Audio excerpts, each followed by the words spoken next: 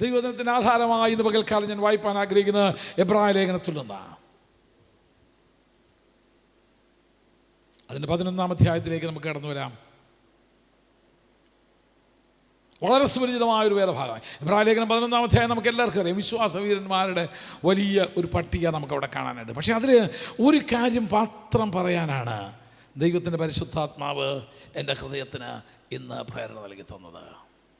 ഒരു പ്രത്യേക ഒരു സ്പെസിഫിക് സെൻറ്റൻസ്, ഒരു പ്രത്യേക കാര്യം അവിടെ വെളിപ്പെടുത്താനാണ് ദൈവാത്മാവിനോട്. എബ്രായ ലേഖനം 11-ാം അധ്യായത്തിൻ്റെ 19-ാം വാക്യം.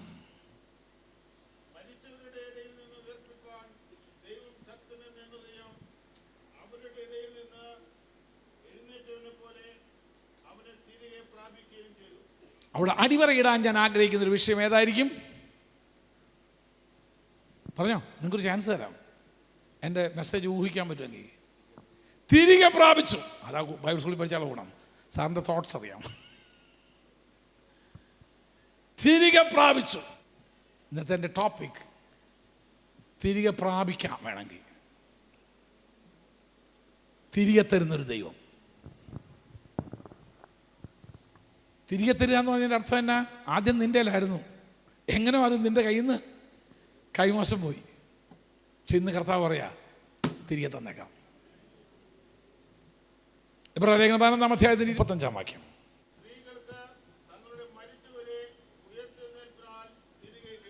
തിരികെ കിട്ടി. വിശ്വാസത്തിന് നിന്റെ ജീവിതത്തിൽ ചെയ്യാൻ കഴിയുന്ന ഒരു കാര്യത്തെക്കുറിച്ച് ഇവിടെ പറയുന്നത്. ബൈ ഫെയ്ത്ത്, വിശ്വാസത്താൽ നിനക്ക് നഷ്ടപ്പെട്ട ചിലതിനെ തിരികെ പ്രാപിക്കാം. നഷ്ടപ്പെട്ട ചിലതിനെ നിനക്ക് എന്ത് ചെയ്യാം? തിരികെ പ്രാപിക്കാം. എബ്രായ ലേഖനം 11-ാം അധ്യായം എന്ന് പറയുന്നത് വിശ്വാസത്താൽ ചെയ്ത കാര്യങ്ങളുടെ ഒരു വലിയ റെക്കോർഡ്സാണ്, നേർചിത്രമാണ്. അവിടെ ആവർത്തിച്ച് പറഞ്ഞൊരു പദമാണ് ഞാനിവിടെ പറഞ്ഞത്. വിശ്വാസത്താൽ അവര് ചിലത് തിരികെ പ്രാപിച്ചു. വേറെ പുസ്തകത്തിൽ നിന്ന് ഇവിടെ 2 സംഭവങ്ങളെക്കുറിച്ചാണ് പറയുന്നത്. ഈ തിരികെ പ്രാപിക്കണമെന്ന് ആഗ്രഹമുള്ളവനെ തിരികെ പ്രാപിക്കാൻ പറ്റത്തുള്ളൂ. അതിനാണ് എൻ്റെ ഏറ്റവും വലിയ ആവശ്യം. അത് പോട്ട്, പണ്ട് ഇല്ലേ നമ്മുടെ അണ്ണാജി പറഞ്ഞു, പോണേ പോട്ടും പോടാ, അത് പോട്ട് ഇല്ലേ, അത് പോട്ട്, ഹു കേഴ്സ്. അങ്ങനുണ്ട്. ജീവിതത്തിൽ എന്തോ നഷ്ടപ്പെട്ടാലും ഹു കേഴ്സ് എന്നുള്ള ചിന്താഗതിയോടെ പോകുന്നവരുണ്ട്. അവരെ പറയും പോനാൽ പോട്ടും പോടാ, ഹു കേഴ്സ്. എന്നാൽ എനിക്കത് എൻ്റെ കയ്യിൽ നിന്ന് നഷ്ടപ്പെട്ടത് എനിക്ക് തിരിച്ചു കിട്ടണമെന്ന് ആഗ്രഹിക്കുന്ന ചിലരുണ്ട്. അവർക്ക് മാത്രമേ തിരികെ പ്രാപിക്കാൻ പറ്റത്തുള്ളൂ. അവർക്ക് മാത്രമേ തിരികെ പ്രാപിക്കാൻ പറ്റത്തുള്ളൂ. എനിക്ക് നഷ്ടപ്പെട്ടത് എനിക്ക് തിരികെ പ്രാപിക്കണം. അങ്ങനെ വിശ്വാസത്താൽ ദൈവത്തിൽ നിന്ന് തിരികെ പ്രാപിച്ച ചിലരെ നിങ്ങളുടെ മുൻപാകെ ഒന്ന് കൊണ്ടുവരാൻ പോവുക. ഞാൻ നിങ്ങളുടെ ജീവിതവുമായിട്ട് അതിനെ ഒന്ന് എന്ത് ചെയ്തോണം, ഒന്ന് താതാത്മ്യപ്പെടുത്തിക്കണം. എന്നിട്ട് അവസാനം ഞാൻ പറയും, അവർക്ക് പ്രാപിക്കാമെങ്കിൽ നിനക്കും പ്രാപിക്കാം. അവർക്ക് പ്രാപിക്കാമെങ്കിൽ നിനക്കും പ്രാപിക്കാം. നമുക്ക് നോക്കാം. 1-2 ആളുകളെ ഞാൻ വളരെ പെട്ടെന്ന് നിങ്ങളുടെ ശ്രദ്ധയിലേക്ക് ഞാൻ കൊണ്ടുവരാം. നിങ്ങൾക്ക് പരിചയമുള്ള ആളുകളായതുകൊണ്ട് അധികം ഞാൻ അതിനെക്കുറിച്ച് വിശദീകരിക്കാൻ ശ്രമിക്കത്തില്ല. മക്കളെ തിരികെ പ്രാപിച്ചവരുണ്ട്. 2 രാജാക്കന്മാരുടെ പുസ്തകം 4-ാം അധ്യായത്തിൻ്റെ 4-ാം വാക്യം. കടക്കാർ വന്ന് പിടിച്ചുകൊണ്ട് പോകാനായിട്ട് എന്ത് ചെയ്തിരിക്കുക? നമ്മുടെ ഭാഷ പറഞ്ഞാൽ ജപ്തി നോട്ടീസ് ഒട്ടിച്ച് പോയിരിക്കുക, മക്കളെ പിടിച്ചുകൊണ്ട് പോകാനായിട്ട്. അന്നത്തെ വ്യവസ്ഥിതി അനുസരിച്ച് നീ ആരിൽ നിന്നെങ്കിലും കടം വാങ്ങിച്ചിട്ടുണ്ടെങ്കിൽ അത് തിരികെ തന്നില്ലെങ്കിൽ എന്ത് ചെയ്യാം? അവിടെ വീട് ചെന്ന് എന്ത് ചെയ്യാം? വീട് ജപ്തി ചെയ്യാം, മക്കളെ ജപ്തി ചെയ്യാം. അങ്ങനെയാണെങ്കിൽ നമ്മളെവിടെയൊക്കെ പോകണമായിരുന്നല്ലേ. ഇതൊക്കെ ചെയ്യാം. അന്നത്തെ വ്യവസ്ഥിതി അത്ര. അങ്ങനെ ഇനി മക്കളെ പിടിച്ചുകൊണ്ട് പോയാൽ സദാകാലമൊന്നും വെക്കാൻ പ്രമാണമൊന്നുമില്ല. യോവേൽ സംവത്സരമാകുമ്പോൾ തിരിച്ചു വിട്ടോണം. അല്ലെങ്കിൽ കടം വീട്ടിൽ തീർന്നാൽ ഉടനെ എന്ത് ചെയ്യണം? അവനെ വെറുതെ വിട്ടോണം. അങ്ങനെ ഇതാ കടം വാങ്ങിച്ചിരിക്കുന്ന ഒരു പ്രവാചകൻ അദ്ദേഹത്തിൻ്റെ മക്കളെ പിടിച്ചുകൊണ്ട് പോകാനായിട്ട് എന്ത് ചെയ്തിരിക്കുന്നു? നോട്ടീസ് കൊടുത്തിരിക്കുക, ജപ്തി നോട്ടീസ് കൊടുത്തിരിക്കുക. നേരത്തെ പറയും, അങ്ങനെ ഓടി വന്നു ഇത്രാം തീയതി വന്ന് നിൻ്റെ മക്കളെ എന്ത് ചെയ്യാൻ പോവാ? ഞങ്ങൾ അടിമകളായി പിടിച്ചുകൊണ്ട് പോകാനായിട്ട് നോട്ടീസ് കൊടുത്തിട്ട് പോയിരിക്കുക. ഇവരെ പറഞ്ഞ് അമ്മ കരയാൻ തുടങ്ങി. ഓടി പ്രവാചകൻ്റെ അടുക്ക ചെന്ന് പറഞ്ഞു, വിഷയങ്ങളൊക്കെ പറഞ്ഞു. പ്രവാചകൻ ചോദിച്ചു, വീട്ടിൽ എന്നാ ഉണ്ടെന്ന് ചോദിച്ചു. നിങ്ങൾക്ക് സംഭവമൊക്കെ അറിയാമെന്ന് ഞാൻ നിങ്ങൾക്ക് പറഞ്ഞെങ്കിൽ വിടുക. ഒരു പറഞ്ഞ എണ്ണ ഉണ്ടെന്ന് പറഞ്ഞു. ഒരു കാര്യം ചെയ്യുക, വീട്ടിൽ ചെന്ന് അയൽവാസികളോടെല്ലാം വെറും പാത്രങ്ങൾ കടം വാങ്ങിച്ച് വാതിലടച്ച് എണ്ണ പകരാൻ പറഞ്ഞു. അവൾ ചെയ്തു. പാത്രങ്ങൾ നിറച്ച എണ്ണ അധികം നൽകി കൊടുത്തു. പ്രവാചകൻ്റെ എടുക്കുമെന്ന് പറഞ്ഞു, ഇനി ഞാൻ എന്താ ചെയ്യണം? നമുക്ക് ആ തുടക്കത്തിൽ മാത്രമേ പ്രവാചകൻ്റെ ആവശ്യമുള്ളൂ, പിന്നൊക്കെ ചെയ്യാൻ നമുക്കറിയാം അല്ലേ? അങ്ങനെയുള്ളവർക്കായിട്ട് സ്തോത്രം അല്ലേ? തുടങ്ങിക്കിട്ടേണ്ടതിന് മാത്രമേ നമുക്ക് ആരുടെ ആവശ്യമുള്ളൂ? ഒരു ആലോചന, ഒരു ഐഡിയ തന്നാൽ മതി പാസ്റ്ററെ, ബാക്കി ഞങ്ങൾ തന്നെ ചെയ്തോളാം. അങ്ങനെയുള്ള ഒത്തിരി ആളുകളെ എനിക്കറിയാം. അവർക്ക് ഒരു ഒരു ഐഡിയ മാത്രം കൊടുത്തേച്ചാൽ മതി, പിന്നെ അവർ ആരാധനയ്ക്ക് പോലും കാണത്തില്ല. എണ്ണയുടെ പുറകെ അവർ പോട്ടെ, ഞാൻ അങ്ങോട്ട് പോകുന്നില്ല. എണ്ണയൊക്കെ നിറഞ്ഞു കഴിഞ്ഞപ്പോൾ ഒന്ന് പ്രവാചകനോട് ചോദിച്ചു, മാഷാലായിട്ട് ഞാനിത് എന്നാ വേണം? പറഞ്ഞു, പോയി വിറ്റോ, കടമൊക്കെ വീട്ട്, ശേഷിപ്പിക്കുന്നത് കൊണ്ട് നീയും നിൻ്റെ കുടുംബവും പറഞ്ഞു. അവിടെ സംഭവിച്ചത് എന്നാണെന്നറിയാമോ? മക്കളെ തിരികെ കിട്ടി. ഇന്ന് പകൽക്കാലം നിൻ്റെ മക്കൾ എന്നെ ദൂരത്തുനിന്ന് കേൾക്കുന്നവരുണ്ട്, ഓൺലൈനായിട്ട് ശ്രമിക്കുന്നുണ്ട്. പലരുടെയും മക്കളെ എന്ത് ചെയ്തിരിക്കുക? ഈ ലോകം അടിമകളായിട്ട് പിടിച്ചുകൊണ്ടുപോയി, ഇൻ്റർനെറ്റ് അടിമയായിട്ട് പിടിച്ചുകൊണ്ടുപോയി, പലതിനെയും കൊണ്ടുപോയിരിക്കുക. ഡ്രഗ്സ്. ഞാൻ ദൈവസഭയിലെ കഥയാണ് പറയുന്നത്, ലോകത്തിൻ്റെ കഥയല്ല പറയുന്നത്. പ്രവാചക ശിഷ്യൻ്റെ മക്കളെ അവിടെ കൊണ്ടുപോകുന്നേ. ഒരു തലമുറയെ ഇപ്പം എന്തിന്നില്ല ദൈവത്തിൻ്റെ സഭയിൽ കാണാനില്ല. എന്താ കാരണം? Everyone has been taken as captives. എല്ലാത്തിനെയും എന്ത് ചെയ്തിരിക്കുന്നു? അടിമകളായി പിടിച്ചുകൊണ്ട് പോയിരിക്കുക. ഒരു കാര്യം ഞാൻ പറയാം, കരയാൻ ഒരമ്മയുണ്ടോ നിന്റെ കുഞ്ഞുങ്ങൾ നഷ്ടപ്പെടത്തില്ലെന്ന് ഞാൻ ഗ്യാരണ്ടി പറഞ്ഞുതരാം. കരയാൻ ഒരമ്മയുണ്ടോ? കർത്താവേ, എൻ്റെ കുഞ്ഞുങ്ങൾ അടിമകളായി പോയിക്കൊണ്ടിരിക്കുക, എനിക്ക് തന്നേ മതിയാകുള്ളൂ. കരയാനൊരമ്മയുണ്ടോ? കരയാനൊരമ്മയുണ്ടോ? നിലവിളിക്കാനൊരമ്മയുണ്ടോ? നിന്റെ തലമുറ ഒരിക്കലും നഷ്ടപ്പെടത്തില്ല, അത് മടങ്ങി വരിക തന്നെ ചെയ്യും. ഞാനൊരു കാര്യം കൂടെ പറയാം. കർത്താവ് പറഞ്ഞൊരു ഉപമയിലേക്ക് ഞാൻ നിങ്ങളെ കൊണ്ടുവരിക. ഒരപ്പന് 2 പുത്രന്മാരുണ്ടായിരുന്നു. അതിൽ ഇളവൻ അപ്പനോട്, അപ്പ വസ്തുവകയിൽ എനിക്ക് വേണ്ട വസ്തുവൊക്കെ തരണമെന്ന് പറഞ്ഞ് എന്ത് ചെയ്തെന്നറിയാമോ? എല്ലാം മേടിച്ച് ദൂരദേശത്തേക്ക് പോയി താറുമാറായിട്ട് ജീവിച്ചോടനെ മടങ്ങി വരാതിരിക്കത്തില്ല. നീ നീതിയോടെ ജീവിച്ചവനാണെങ്കിൽ നിന്റെ തലമുറ മടങ്ങി വന്നിരിക്കും. ഇവ വരാതെ എവിടെ പോവാനാ? പ്രാർത്ഥിക്കുന്നൊരപ്പനുണ്ടോ? തലമുറ മടങ്ങി വന്നിരിക്കും. പ്രാർത്ഥിക്കുന്നൊരമ്മയുണ്ടോ? തലമുറ മടങ്ങി വന്നിരിക്കും. ഇതാ മക്കളെ നഷ്ടപ്പെട്ട ഒരു മാതാവ് വിശ്വാസത്താൽ അവളുടെ മക്കളെ തിരികെ പ്രാപിച്ചു. ഒരു കാര്യം ഞാൻ പറയാം, മക്കളാണോ നഷ്ടപ്പെട്ടത്? വിശ്വാസത്തിൽ നിന്ന് അവർ പോയോ? ദൈവകൃപയിൽ അവർ പോയോ? ആരാധനയ്ക്ക് വരുന്നില്ലയോ? നീ വാതിലടച്ച് മുഴങ്കാൽ മുറയ്ക്ക് ദൈവസന്നിധിയിലേക്ക് മടങ്ങി വരിക തന്നെ ചെയ്യും. നിനക്കതിനെ തിരികെ പ്രാപിക്കാനായിട്ട് സാധിക്കും. മക്കളെ നഷ്ടപ്പെട്ട ഒരു അമ്മയ്ക്ക് മക്കളെ എല്ലാം എന്ത് ചെയ്തു? അടിമത്തത്തിൽ നിന്നുവേണ്ടി. നമ്മുടെ മക്കൾ എന്തോതിനൊക്കെ അടിമപ്പെട്ട് കിടക്കുന്നേ. ഇപ്പോഴത്തെ അതൊക്കെ അവർ കുറച്ച് കഴിയുമ്പോൾ എന്ത് ചെയ്തോളും? ചായക്കോളും. ഈ കൊച്ചുനാളിൽ പല്ല് കേൾപ്പിക്കാൻ എന്നാ പാടുപെട്ടെന്ന് അറിയാമോ? എത്ര അടിച്ചിട്ട് അവനെ പല്ല് കേൾക്കാൻ പഠിപ്പിച്ചേ. ആരാധനയ്ക്ക് വരുന്ന കാര്യത്തിൽ മാത്രം ഭയങ്കര, സ്കൂളിൽ പോകാൻ നേരത്ത് ഭയങ്കര, എല്ലാത്തിനും വിടും. ആത്മീയ വിഷയങ്ങളിൽ വരുമ്പോൾ നമ്മളൊരു നിസ്സംഗത പാലിച്ചതാണ് നമ്മുടെ തലമുറ നമുക്ക് നഷ്ടപ്പെടാൻ കാരണമായി തീർന്നത്. അക്കാര്യത്തിൽ ഞാൻ എൻ്റെ അപ്പനോട് ഒത്തിരി കടപ്പെട്ടവനാകട്ടോ. നിർബന്ധിച്ചാണെങ്കിലും വചനം പഠിപ്പിച്ചത് ആ വചനങ്ങളാണ് ഇപ്പോഴെല്ലാം മനസ്സിൽ കിടക്കുന്നേ. നമ്മുടെ തലമുറയെ ദൈവവഴിയിൽ നടത്തണം, നഷ്ടപ്പെടാതിരിക്കണമെങ്കിൽ. സൺഡേ സ്കൂളിൽ കൊണ്ടുവരണം, വീട്ടിലെന്നാ പഠിപ്പിച്ചെന്ന് നോക്കണം, വാക്യം പഠിപ്പിക്കണം, ആത്മീയ കാര്യങ്ങളിലെല്ലാം ശ്രദ്ധിക്കണം. നീ മറ്റുള്ള കാര്യങ്ങളിൽ എത്രമാത്രം ശ്രദ്ധാലുവാണോ അതുപോലെ തന്നെ നിൻ്റെ കുഞ്ഞുങ്ങളെ ആത്മീയ വിഷയങ്ങളിൽ നീ ശ്രദ്ധ ചലിപ്പിച്ചേ പറ്റത്തുള്ളൂ. അല്ലെങ്കിൽ നിൻ്റെ തലമുറ അടിമകളായി കൊണ്ടുപോകപ്പെടും. ഇന്ന് നമ്മുടെ തലമുറയെ അടിമപ്പെടുത്താൻ എന്തെല്ലാം കാര്യങ്ങളാണ് ലോകത്തിലുള്ളതെന്നറിയാമോ? എന്തിന്? എല്ലാം പറയേണ്ട ആവശ്യമില്ലല്ലോ. സാൻമാർഗിക ജീവിതത്തിൻ്റെ അതിർവരമ്പുകളെ പോലും ലംഘിച്ചിട്ട് ഇനി വിവാഹ ജീവിതം പോലും വേണ്ട, ആണാണോടും പെണ്ണോടും കൂടെ ജീവിക്കുന്ന അങ്ങനത്തെ ഒരു ജീവിതശൈലി തെറ്റല്ലെന്ന് പ്രചരിപ്പിക്കുന്ന മീഡിയ മാധ്യമങ്ങൾ,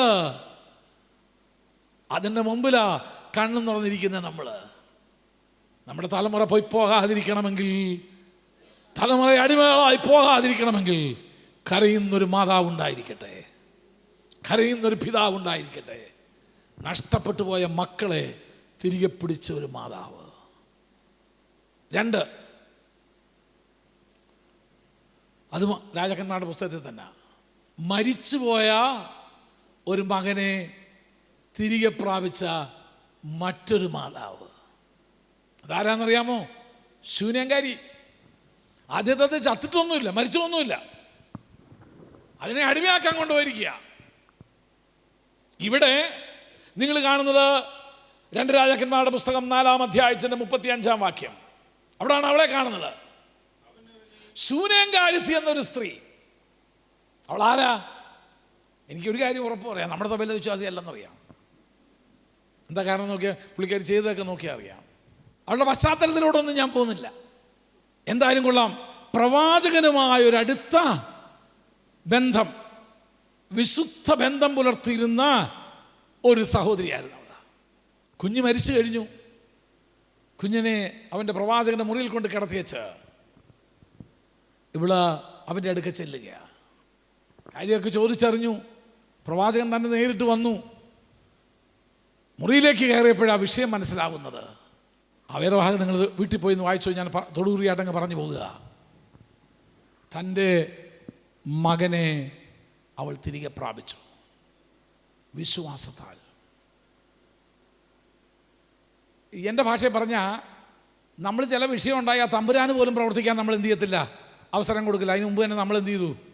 യെസ്, നമ്മൾ അതിന് മുമ്പ് പരിഹാരവും കണ്ടെത്തി. കുഴിച്ചിട്ടുണ്ടാണെങ്കിൽ കുഴിച്ചിട്ടു. ദൈവം തമ്പുരാന് പോലും നമ്മൾ എന്ത് ചെയ്യത്തില്ലെന്നറിയാമോ? ഒരവസരം കൊടുക്കത്തില്ല. We will handle it. നമുക്കറിയാം ഇല്ലേ, ഒരു മരിച്ച ആളെ എങ്ങനെ കൈകാര്യം ചെയ്യണം നമുക്ക് തന്നെ അറിയാമല്ലോ. പല വിഷയങ്ങളുടെ മുൻപിലും ദൈവം പ്രവർത്തിക്കാത്തതിൻ്റെ കാര്യം എന്നാണെന്നറിയാമോ? You haven't given a chance to him. നീ ദൈവത്തിനൊരു അവസരം നീ കൊടുത്തില്ല. നിന്റെ സ്വന്തം ബുദ്ധി കൊണ്ട്, സ്വന്തം വിവേകം കൊണ്ട്, നിന്റെ ആളുകളുടെ ബലം കൊണ്ട്, നിന്റെ അളിയൻ്റെ ആലോചന കേട്ടിട്ട് ബാക്കി എല്ലാവരോടും ചോദിക്കും. ആരോട് മാത്രം ചോദിക്കത്തില്ല? ദൈവദാസനോട് ചോദിക്കത്തില്ല, കർത്താവിനോടും ചോദിക്കത്തില്ല. ബാക്കി നാട്ടുകാരെ മുഴുവൻ അറിഞ്ഞേച്ച അവസാനമായിരിക്കും പാസ്റ്റർ അറിയുന്നത്. പാസ്റ്റർ അറിഞ്ഞില്ലായിരുന്നോ? നമ്മൾ അറിഞ്ഞിട്ട് പോലും ഇല്ല. അറിയിക്കണം എന്നല്ല പറഞ്ഞത്, അറിയിക്കാത്ത അത്രയും ഞങ്ങൾക്ക് ഉപകാരമാണ്. We never give a chance to God. ദൈവത്തിന് നമ്മുടെ ജീവിതത്തിൽ നമ്മൾ എന്ത് ചെയ്യുന്നില്ല? ഒരവസരം കൊടുക്കുന്നില്ല. കാരണം നമുക്കറിയാമല്ലോ കൈകാര്യം ചെയ്യാനായിട്ട്. We know how to handle the situation. സാഹചര്യങ്ങളെ കൈകാര്യം ചെയ്യേണ്ടത് എങ്ങനെയെന്ന് നമുക്കറിയാം. ഇവളങ്ങനല്ല ചെയ്തേ. ഇവളെന്ത് ചെയ്തു? ഇവളുടെ പ്രശ്നത്തെ പ്രവാചകന്റെ മുൻപിലേക്ക് ഏൽപ്പിച്ചു കൊടുത്തു.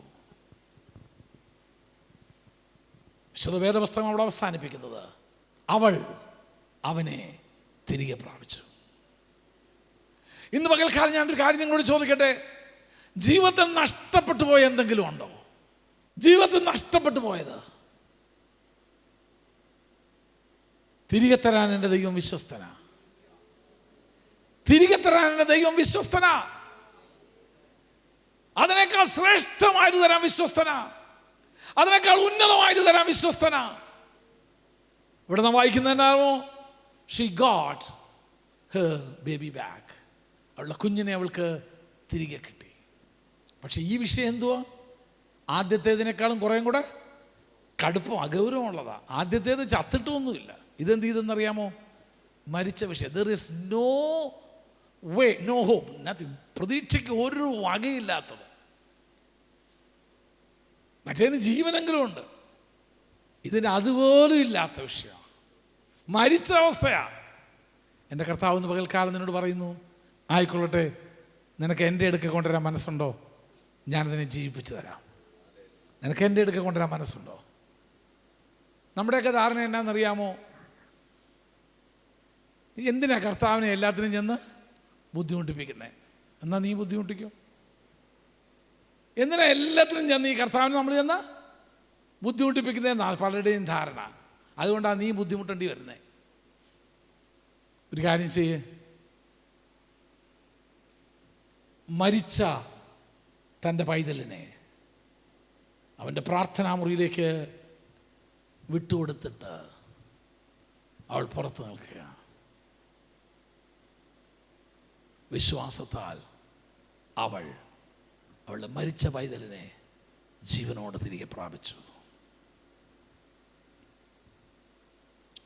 രാജാക്കന്മാരുടെ പുസ്തകം 6-ാം അധ്യായത്തിലോട്ട് വാ.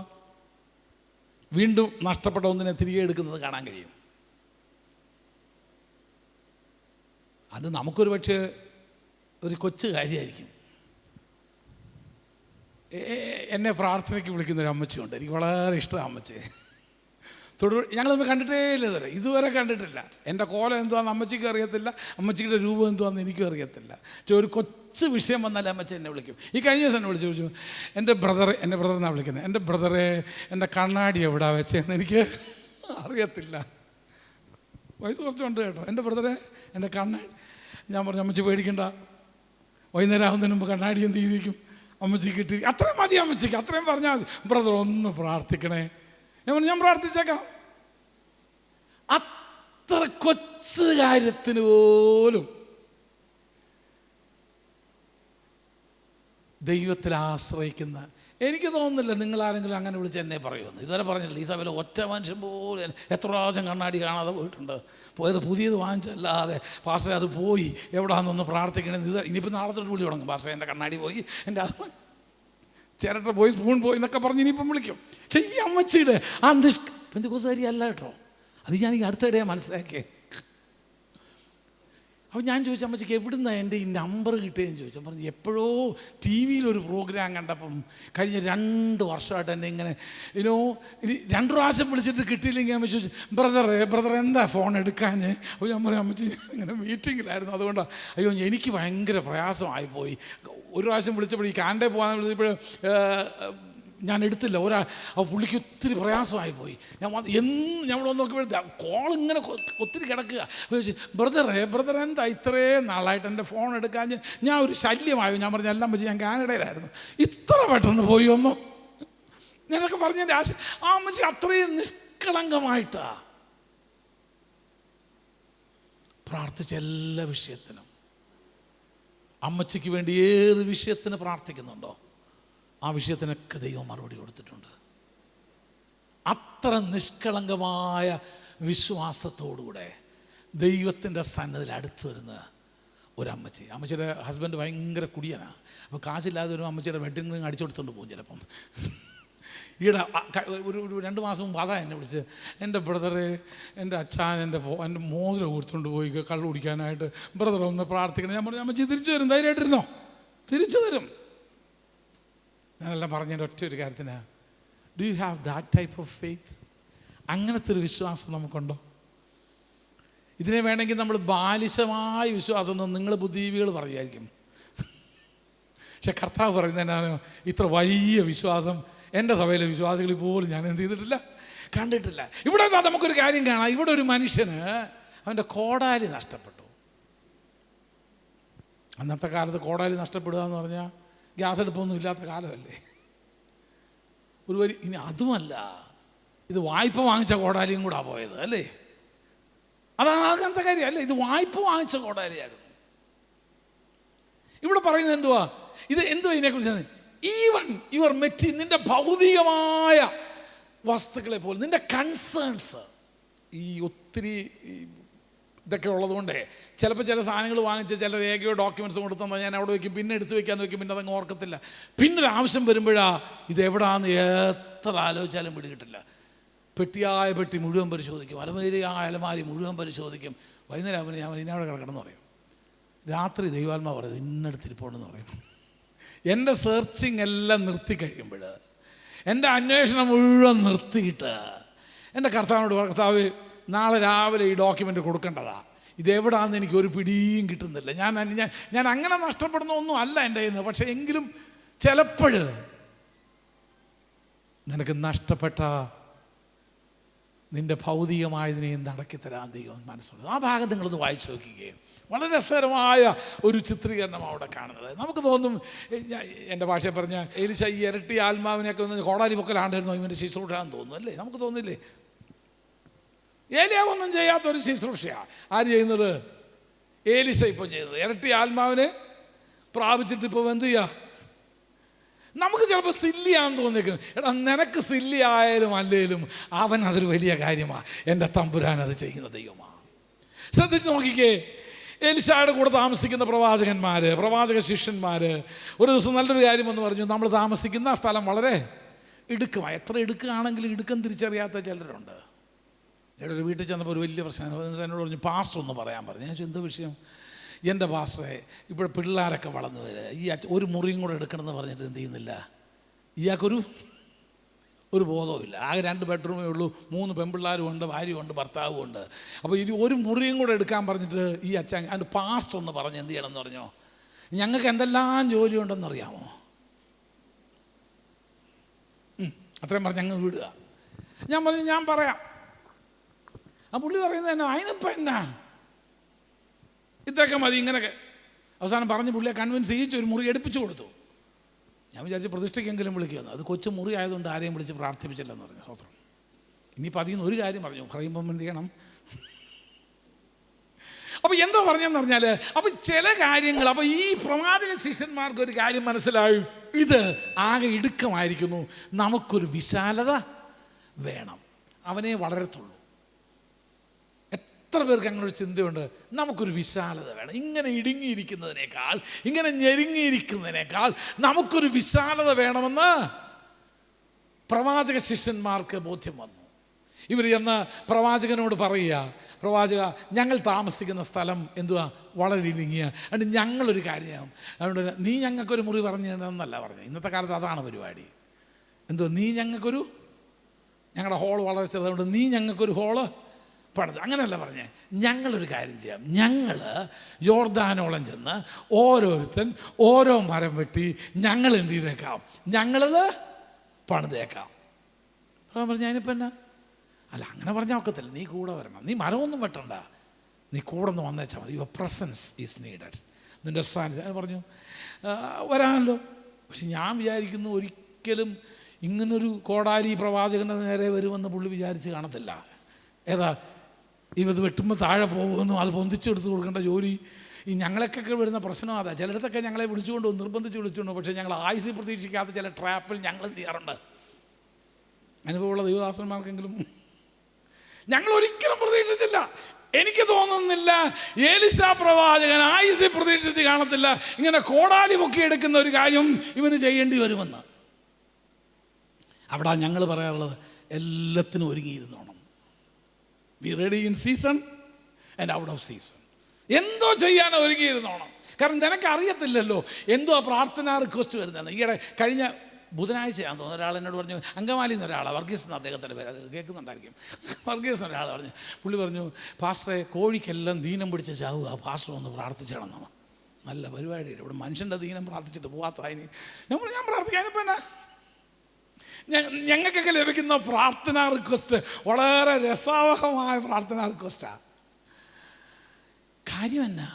അവർ വിശ്വാസത്തോടാണ് പറയുന്നത്. അവർക്കറിയാം ഈ ദൈവദാസൻ പ്രാർത്ഥിച്ചാൽ, ഇവിടെ വന്ന് ഓരോ കോഴിയുടെയും തലയിലൊന്നും കൈവച്ച് പ്രാർത്ഥിക്കണ്ട.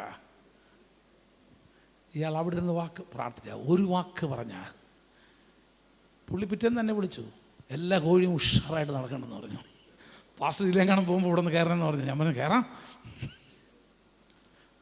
വേറെ വല്ലവരാണെങ്കിൽ പിറ്റേന്ന് തന്നെ വണ്ടി എടുത്ത് എന്ത് ചെയ്തേനെ, പോയേനല്ലേ. ഞാൻ പറഞ്ഞു, ഇന്നസെന്റ് പ്രേയേഴ്സ് അല്ലേ, നിഷ്കളങ്കമായ പ്രാർത്ഥനകൾ, നിഷ്കളങ്കമായ പ്രാർത്ഥനകൾ.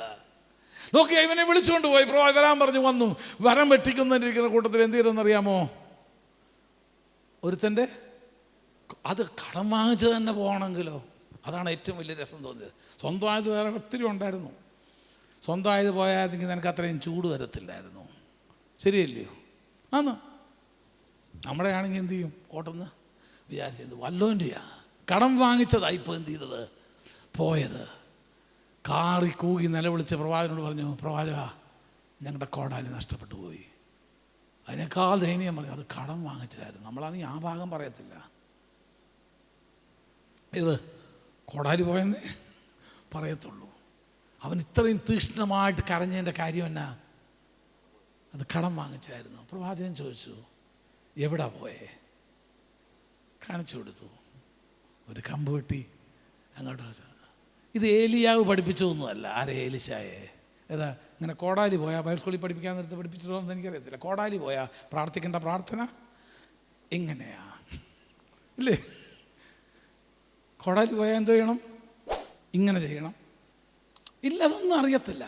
അതാ പറഞ്ഞേ, ആത്മാവ് തക്ക സമയത്ത് ചെയ്യേണ്ടതെന്ന് നിനക്ക് ഉപദേശിച്ചു തരും. എനിക്ക് നല്ല അനുഭവമുണ്ട്. ഞാനൊരിക്കൽ നേപ്പാളിൽ ശുശ്രൂഷയ്ക്ക് വേണ്ടിക്ക് പോയപ്പോൾ സ്നാനപ്പെടാൻ കുറേ പേരുണ്ട്. പക്ഷേ അവിടെ ഒന്നും വെള്ളം കിട്ടാനില്ല. ആകെ ഒരു പുഴ അതിൻ്റെ സൈഡിൽ കൊണ്ട് ഒഴുകുന്നുണ്ട്. ഇത്രയും വെള്ളമേ ഉള്ളൂ, മുട്ടെത്തുന്ന വെള്ളമേ ഉള്ളൂ. ഇതിനകത്ത് വേണം ഈ 10-14 സ്നാനപ്പെടുത്താൻ. എന്നെ മുക്കിയാൽ ഇതിനൊക്കെ. അപ്പോൾ ഞാൻ ചോദിച്ചു, കർത്താവ് ഇതെങ്ങനെ മുക്കും ഇത്? പിന്നെ അവസാനം ഒരു നിവൃത്തി ഉണ്ടെങ്കിൽ എടുത്ത് തലയിൽ ഒഴിച്ചാൽ പോരെ, അല്ലെങ്കിൽ ഈയിടെ ഒരാൾ ചെന്ന് ബക്കറ്റിൽ കൂടെ എടുത്ത് ഒഴിച്ചാൽ പോരെ. അതൊന്നും സ്നാനം ആവത്തില്ലല്ലോ നമ്മളെ സംബന്ധിച്ച്. അറിയാവുന്നവർക്ക് കഥ ഈ പറഞ്ഞൊക്കെ മനസ്സിലായി കാണും എന്തുവാ കഥ എന്നുള്ളത്. ചെയ്യാൻ ഒരു നിവൃത്തിയില്ല. ഞാൻ കർത്താവിനോട് ഇത് എങ്ങനെ ചോദിച്ചു. കർത്താവ് ഉടനെ രാജ്യം പറഞ്ഞു, എല്ലാത്തിനെയും കാലിൽ നീട്ടി വെള്ളത്തിൽ ഇരിക്കാൻ പറയാൻ പറഞ്ഞു. എല്ലാവരും വെള്ളത്തിൽ ഇരുന്നു, കാലിൽ നീട്ടി അങ്ങ് ഇരുന്നു. അപ്പോൾ ഏതാണ്ട് വെള്ളം ഇവിടം വരെ എത്തി.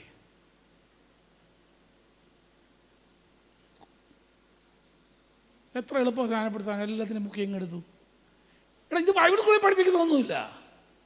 വെള്ളം കുറഞ്ഞാൽ എങ്ങനെ പൊക്കണമെന്നും. അത് ദൈവം ആ സമയത്ത് നിനക്ക് തരും. കാരണം എന്നാ?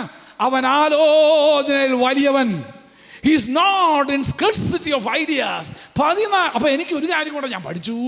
വെള്ളം കുറവാണെങ്കിലും സ്നാനപ്പെടുത്താൻ എങ്ങനെയാണെന്ന് വെച്ചാൽ, ചിലപ്പോൾ എന്നേക്കാൾ ഉയരമുള്ളവരെ സ്നാനപ്പെടുത്തേണ്ട അവസ്ഥ എനിക്കുണ്ടായിട്ടുണ്ട്. ഞാൻ അവരോട് പറയും വെള്ളത്തിൽ മുട്ടുകുത്തി നിൽക്കാൻ പറയും. നേരെ നിന്ന് സ്നാനപ്പെടുന്നതിനേക്കാൾ എത്രയോ ഭവ്യതയാണ് മുട്ടുകുത്തി നിന്ന് സ്നാനം സ്വീകരിക്കുന്നതെന്ന് അറിയാമോ? ആണ്. ഇത് ദൈവം ആ സമയത്ത് നിനക്ക് തരുന്നതാ. അല്ലാതെ ഇത് ഏലിയാവ് പഠിപ്പിച്ചു പോയതൊന്നുമില്ല. എടാ, കോടാലി പോയാൽ ഇന്നതാ ചെയ്യേണ്ടതെന്ന്. നീ ദൈവത്തോട് കൂടെ നടക്കുന്നവന് ആലോചനയ്ക്ക് ഒരു വ്യത്യാസവുമില്ല, ഒരു കുറവുമില്ല. തക്ക സമയത്ത് നിന്റെ മേൽ ദൃഷ്ടി വെച്ച് അവൻ നിനക്ക് ആലോചന പറഞ്ഞു തരും. നിന്നെ ലജ്ജിപ്പിക്കാൻ സ്വർഗം ഒരിക്കലും സമ്മതിക്കത്തില്ല. സാനിശുശ്രൂഷ എല്ലാം കഴിഞ്ഞ് കയറാൻ നേരത്ത് പാസ്റ്റർ ചോദിച്ചു, എവിടുന്ന് കിട്ടി ഐഡിയ എന്ന് ചോദിച്ചു. ഞാൻ പറഞ്ഞു, കോപ്പി റൈറ്റ് ഒന്നുമില്ല, ഇത് തമ്പുരാൻ്റെയാന്ന് പറഞ്ഞു. അപ്പോൾ ഇപ്പം ഞങ്ങൾക്ക് മനസ്സിലായി ഇപ്പം വെള്ളം കുറഞ്ഞാൽ എങ്ങനെ സ്നാനപ്പെടുത്തണമെന്ന്. ഇപ്പം ഞാൻ ബൈബിൾ സ്കൂളിൽ പഠിപ്പിക്കാൻ നേരത്ത് പറയും വെള്ളം കുറഞ്ഞാൽ ഇങ്ങനെ പെടുത്തണ്ടേ എന്നുള്ളത്. ഞാനിത് പറഞ്ഞതിൻ്റെ അർത്ഥം മനസ്സിലായോ എന്തുവാന്നുള്ളത്? ഇവൻ്റെ അടുക്ക് ഒരു ക്രൈസിസാണ്, ഇതുവരെ അഭിമുഖീകരിച്ചിട്ടില്ലാത്ത ഒരു ക്രൈസിസ്, ഇതുവരെ അഭിമുഖീകരിച്ചിട്ടില്ലാത്തൊരു പ്രതിസന്ധി ആയപ്പോൾ ഏലിശായ്ക്ക് അഭിമുഖീകരിക്കേണ്ടി വന്നേ. ഞാനൊരു കാര്യം കൂടെ പറയാം. Every generation has its own unique problems to handle with the anointing that God has given to you. ദൈവം നിനക്ക് നൽകി തന്ന ഈ അഭിഷേകത്താൽ ഓരോ തലമുറയും അഭിമുഖീകരിക്കേണ്ട പ്രശ്നങ്ങളെ കൈകാര്യം ചെയ്യുവാൻ ഈ അഭിഷേകം നിന്നെ ശക്തീകരിക്കും. ഞാനൊരു കാര്യം നിങ്ങളോട് പറയട്ടെ, തുറന്ന് പറയട്ടെ. എൻ്റെ അപ്പന് നേരിടേണ്ടി വരാത്ത പ്രശ്നങ്ങളാണ് ഞാൻ നേരിടേണ്ടി വന്നേ. ഇപ്പോൾ കഴിഞ്ഞ ദിവസം ഒരു പാസ്റ്റർ എന്നെ വിളിച്ചു, പാസ്റ്ററെ 2 ട്രാൻസ്ജെൻഡേഴ്സ് കൂടെ ഇപ്പോൾ ആരാധനയ്ക്ക് വരുന്നുണ്ടെന്ന് പറഞ്ഞു. 2 ട്രാൻസ്ജെൻഡേഴ്സ് അറിയാമോ ആരാന്ന് വെച്ചാൽ? അങ്ങനെ ചില പദങ്ങളൊക്കെ ഉണ്ട്. അതിൻ്റെ മലയാളം പദം എന്തുവാ? നപുംസകര്. അവർ 2 പേരും ഇപ്പം നമ്മുടെ ആരാധനയ്ക്ക് വരുന്നുണ്ട്. എന്നാ വേണം, വരണ്ടാന്ന് പറയണോ? ഞാൻ പറഞ്ഞു വരണ്ടാന്ന് പറയേ. ഒരുത്തിനും നശിച്ചു പോകാതെ സകലനും നിത്യവും പ്രാപിക്കേണ്ടതിനാ ദൈവം സ്നേഹിക്കുന്നതെന്ന് റോഡ് സൈഡിൽ നിന്ന് വിളിച്ചു പറഞ്ഞിട്ട് ഇപ്പോൾ ഇവർ കയറുക എന്നപ്പോൾ വരണ്ടാന്ന് പറയാനോ? പരസ്യോധന വിളിച്ചു പറഞ്ഞാൽ എന്തോ ആരും നശിച്ചു പോകാതെ, അടുത്ത പറഞ്ഞ ആരും നശിച്ചു പോകാതെ എല്ലാവരും നിത്യവും എന്ന് പറഞ്ഞേച്ചാൽ ഇപ്പം 2 പേര് കയറി വന്നപ്പോൾ ഞാൻ പറഞ്ഞു അവർ ആരാധനയ്ക്ക് വരട്ടെ, ദൈവവചനം കേൾക്കട്ടെ.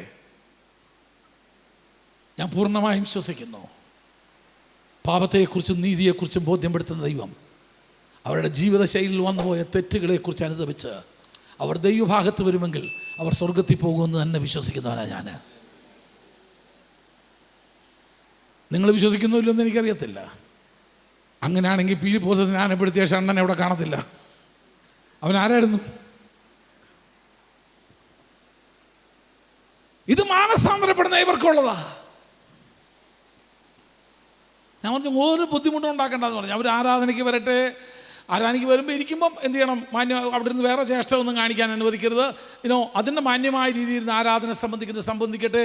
ഇന്നല്ലെങ്കിൽ നാളെ ഇരുവായ്ത്തലയുള്ള ദൈവത്തിൻ്റെ വചനം, രൂപാന്തരപ്പെടുത്തുന്ന ദൈവത്തിൻ്റെ വചനം, നീതിയെക്കുറിച്ചും പാപത്തെക്കുറിച്ചും വിശുദ്ധിയെക്കുറിച്ചും ബോധ്യപ്പെടുത്തുന്ന ദൈവത്തിൻ്റെ വചനം, അവരെ വിശുദ്ധിയിലേക്ക് നടത്തും, ഒരു സംശയവുമില്ല. ഞാനും നീയും വാതിൽ കൊട്ടിയടച്ചാൽ അവരോട് ആര് സുവിശേഷം പറയും? അവരോട് ആര് ദൈവത്തെക്കുറിച്ച് പറയും? അവരാര് ദൈവത്തിൻ്റെ സ്നേഹത്തിലേക്ക് അവരെ വഴി? ഞാൻ പറഞ്ഞു, ഞാൻ സ്നാനപ്പെടുത്തിക്കൊള്ളാം, അവർ ദൈവകൃപയിൽപ്പെടട്ടെ, മാനസാന്തരപ്പെടട്ടെ, രക്ഷിക്കപ്പെടട്ടെ, കർത്താവിനോട് കൂടെ നടക്കട്ടെ. അവരുടെ സുവിശേഷത്തിൻ്റെ ശക്തി അവരുടെ ജീവിതത്തിൽ രൂപാന്തരപ്പെട്ടത് നമുക്ക് കാണുമ്പോഴാണ് സ്വർഗം സന്തോഷിക്കുന്ന ഏറ്റവും വലിയ ദിവസമായിരിക്കും. Every generation has its own problem. എൻ്റെ പിതാവിനൊരു പക്ഷേ അങ്ങനത്തെ ഒരു പ്രശ്നം അഭിമുഖീകരിക്കേണ്ടി വന്നിട്ടില്ല. ഇല്ല, അവിടം കൊണ്ട് തീരുന്നില്ല. പ്രശ്നം ഇനിയും സങ്കീർണമായിക്കൊണ്ടിരിക്കുക. ഇന്ന് നമ്മൾ ജീവിക്കുന്ന സമൂഹത്തിൽ ദ സോഷ്യൽ ഈവിൾസ്, സമൂഹത്തിൻ്റെ തിന്മ, നമുക്ക് പുറത്തു പറയാൻ കഴിയാത്ത തിന്മകളാണ്. അതിലേക്ക് ഒരു തലമുറ വീണുകൊണ്ടിരിക്കുക. ഈ ഭാഗം പഠിച്ചപ്പോൾ ദൈവത്തിൻ്റെ ആത്മാവിനോട് പഠിപ്പിച്ച് എന്നെ ബുദ്ധി ഉപദേശിച്ചത്, the anointing that you have received is capable enough, is adequate enough to handle any issues that you face. നിന്റെ ശുശ്രൂഷയിൽ നീ നേരിടുന്ന ഏത് പ്രശ്നത്തെയും തരണം ചെയ്യുവാൻ അതിശക്തമായതാണ് നിന്റെ മേൽ പകരുന്ന അഭിഷേകം. നാം ജീവിക്കുന്ന ഒരു തലമുറ, നാം ജീവിക്കുന്ന ഈ കാലയളവുണ്ടല്ലോ, നമുക്കൊന്നും ചിന്തിക്കാൻ പോലും കഴിയാത്ത, നമുക്ക് സ്വപ്നം പോലും കാണാൻ കഴിയാത്ത ഒരു വലിയ പ്രതിസന്ധിയിൽ പാപഭാരം ചുമന്ന്, കുറ്റബോധം ചുമന്ന് ജീവിക്കുന്നൊരു തലമുറയാണെന്ന് മറന്നു കളയരുത്. പ്രവാചക ശിഷ്യന്മാർ ഓടി വന്ന് പ്രവാചകനോട് പറയുക, അയ്യോ ഞങ്ങളുടെ കോടാലി ഞങ്ങൾക്ക് നഷ്ടപ്പെട്ടു പോയി.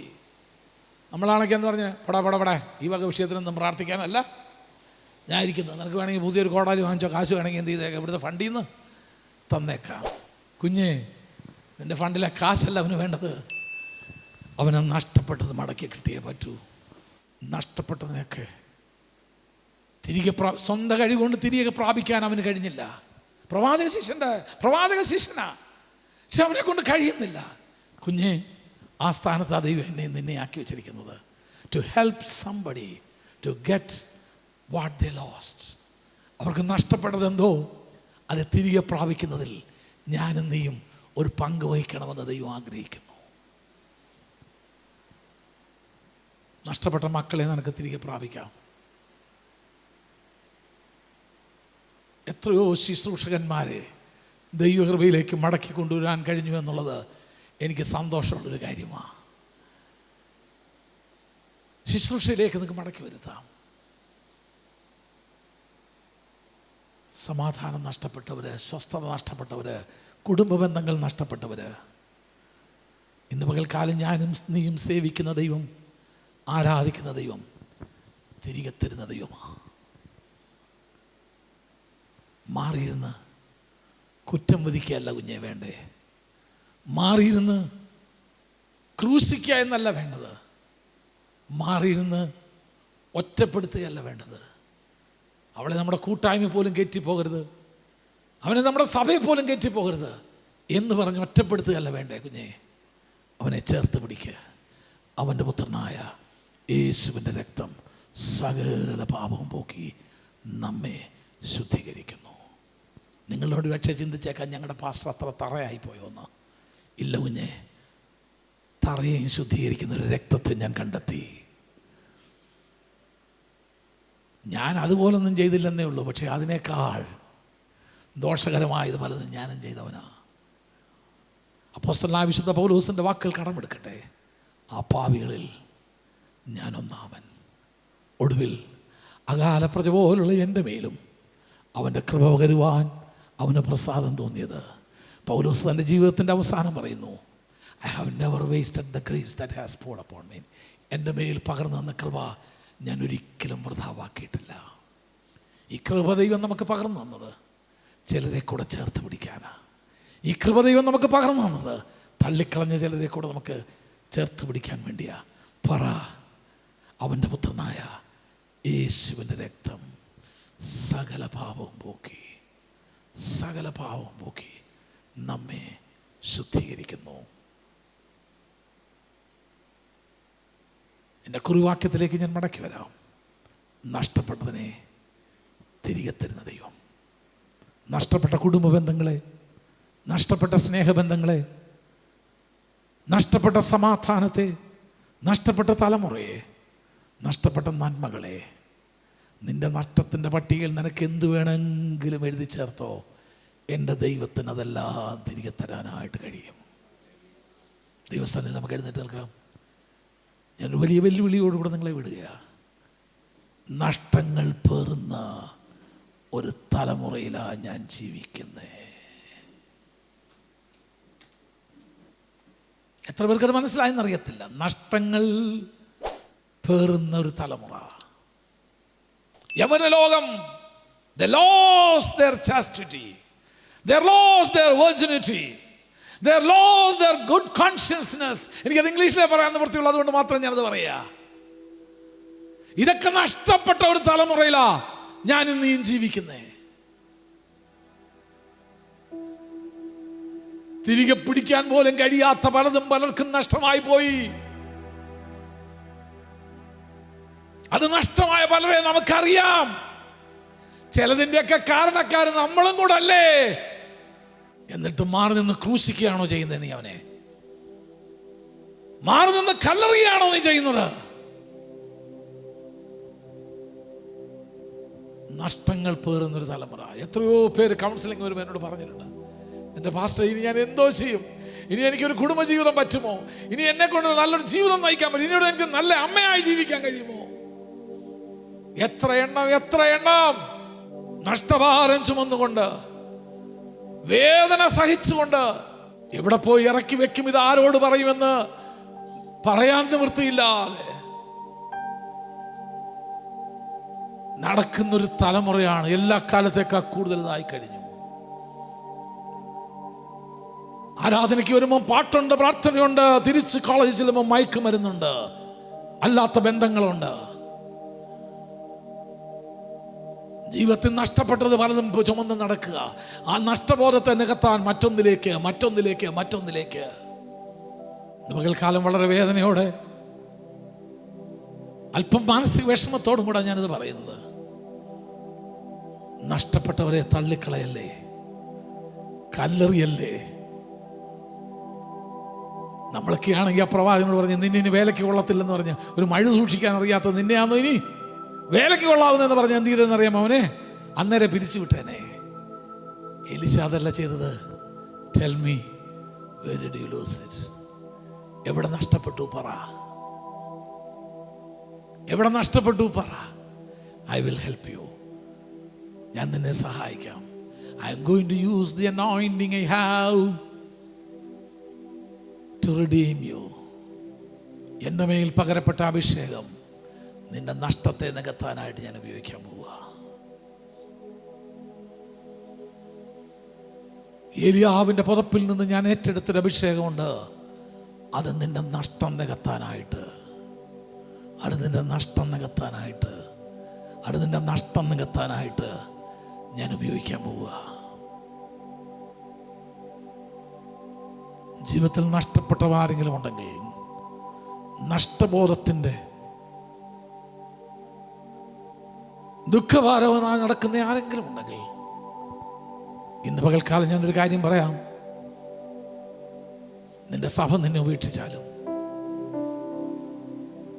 ഒരുപക്ഷെ നിന്റെ മാതാപിതാക്കൾ വീട്ടിൽ കയറണമെന്ന് പറഞ്ഞ് നിന്നെ വാതിൽ കൊട്ടി അടച്ചാലും, നിന്നെ സ്നേഹിക്കുന്നൊരു യേശുണ്ട്, നിന്നെ കരുതുന്നൊരു ദേശമുണ്ട്, നിന്നെ സ്നേഹിക്കുന്ന ഒരു കൂട്ടം ദൈവമക്കളുണ്ട്. നിങ്ങൾക്ക് ധൈര്യമായിട്ട് അവരെ ഇങ്ങോട്ട് കൊണ്ടുവരാം. This is a potter's house. ഇതൊരു കുശവന്റെ ഭവനമാ. ഈ കുശവൻ എന്തും പണിയാൻ അറിയാം. അവനൊന്നിനെ ഒരു നികൃഷ്ട കണ്ണുകളെ കൊണ്ട് കാണത്തില്ല. അഭിഷേകമാണ് നിന്റെ മേൽ പകർന്നത്. ആരുടെ നേരെങ്കിലും വിരൽ ചൂണ്ടെങ്കിൽ ആ വിരൽ മടക്കുക, അവനെ ചേർത്ത് പിടിക്കുക.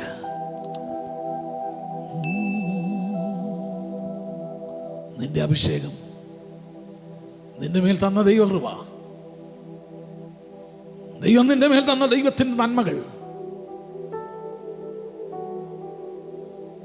അതാരെയെങ്കിലും ഒന്ന് പണിയാനാവട്ടെ എൻ്റെ കുഞ്ഞെ, അതാരെയെങ്കിലും ഒന്ന് ചേർത്ത് പിടിക്കാനാവട്ടെ.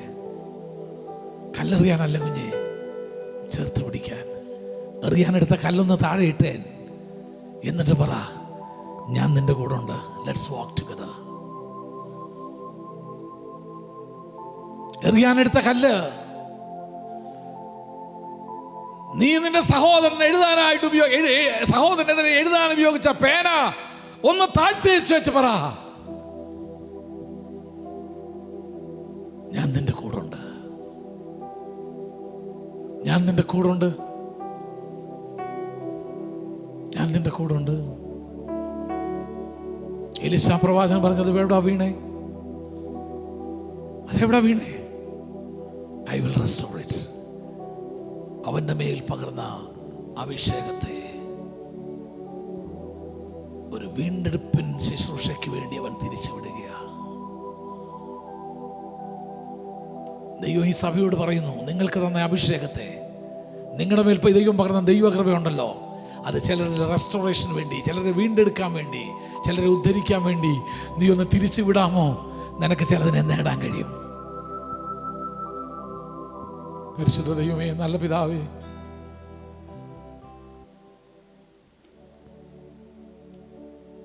എലീശായുടെ മേൽ പകർന്നു കൊടുത്ത അഭിഷേകത്തെ